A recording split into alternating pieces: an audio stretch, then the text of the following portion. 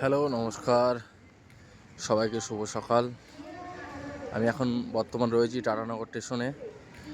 এখান থেকে একটা গুরুত্বপূর্ণ ট্রেন ছাড়ে, যেই ট্রেনটা আমাদের কেরালা যাওয়ার জন্য অনেকটা উপকার হয়। হাওড়া থেকে শালিমার এক্সপ্রেসে ট্রেন পাওয়া খুবই কষ্টের ব্যাপার, যেই কারণে আমাদেরকে এখান থেকে ভায়া হয়ে যেতে হয়। ট্রেনটা দেখাচ্ছি, আপনারা দেখে রাখুন। টাটানগর টু এর্নাকুলম এই ট্রেনটি দাঁড়িয়ে রয়েছে। সকাল 5টার সময় ছাড়বে গাড়িটি। আমাদের হাওড়া থেকে কেরালা যাওয়ার ট্রেন খুবই কম, যেই কারণে আমাদেরকে টাটানগর হয়ে ট্রেনটা ধরতে হয়। ট্রেনটা মোটামুটি খালি থাকে।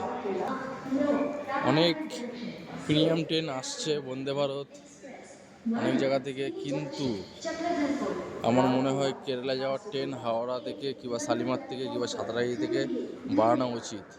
এখানে প্রচুর বাঙালি যাত্রী আছে যারা ভোরবেলায় এই ট্রেনটা ধরে। হাওড়া থেকে মোটামুটি আগের দিন রাত 9টা-10টার সময় ট্রেন ধরে এখানে এসে অনেকক্ষণ ধরে ওয়েট করতে হয়। মানুষের প্রচুর কষ্ট হয়, তাও কিছু করার নেই, মানুষকে যেতে হবে। কাজের সূত্রে হোক, ডাক্তার দেখাতে হোক। ট্রেনটিতে থার্ড ইকোনমি এসি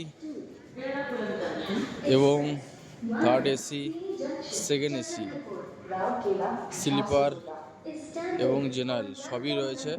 ট্রেনটি পুরো ফাঁকাই থাকে, কিন্তু আজ যদি আমাদের এই ট্রেনটা রেগুলার হাওড়া থেকে থাকতো, আমাদের অনেক সুবিধা হতো। এই ট্রেনটা টাটা থেকে এর্নাকুলম রেগুলার আছে। মানুষের আসতে এই ট্রেনটাতে অনেক মানুষ যাতায়াত করে, কিন্তু মানুষের প্রচুর অসুবিধা হয়। কেন টাটা থেকে হাওড়া যাওয়ার ট্রেন সঠিক টাইমে পাওয়া যায় না, কিংবা হাওড়া থেকে টাটা আসতে গেলে মানুষের অনেক আগে থাকতে এসে বসে থাকতে হয়। কিছু করার নেই। আমার মনে হয় যে একটা দুটো ট্রেন আরও বাড়ানো উচিত শালিমার থেকে কিংবা হাওড়া থেকে। আপনাদের যদি মনে হয় কমেন্ট করবেন।